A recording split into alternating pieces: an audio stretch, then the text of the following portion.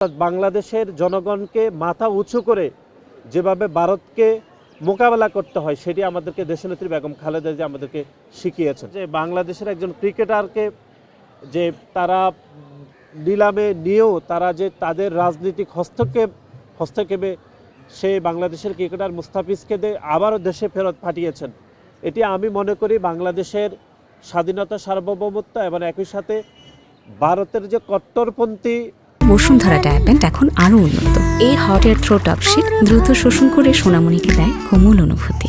যে হিন্দুত্ববাদী যে সংগঠনগুলো রয়েছে তাদের কাছে ভারতের এখনকার যে সরকার, সেই সরকার এক ধরনের মাথা নত করেছে বলে আমাদের মনে হয়।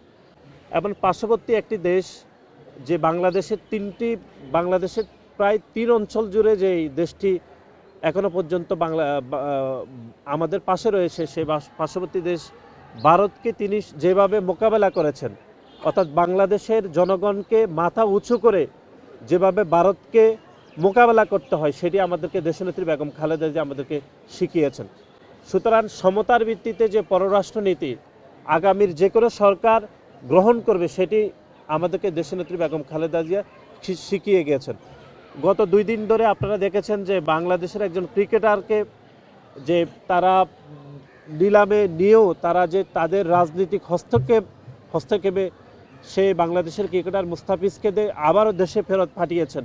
এটি আমি মনে করি বাংলাদেশের স্বাধীনতা, সার্বভৌমত্ব এবং একই সাথে ভারতের যে কট্টরপন্থী যে হিন্দুত্ববাদী যে সংগঠনগুলো রয়েছে তাদের কাছে ভারতের এখনকার যে সরকার, সেই সরকার এক ধরনের মাথা নত করেছে বলে আমাদের মনে হয়।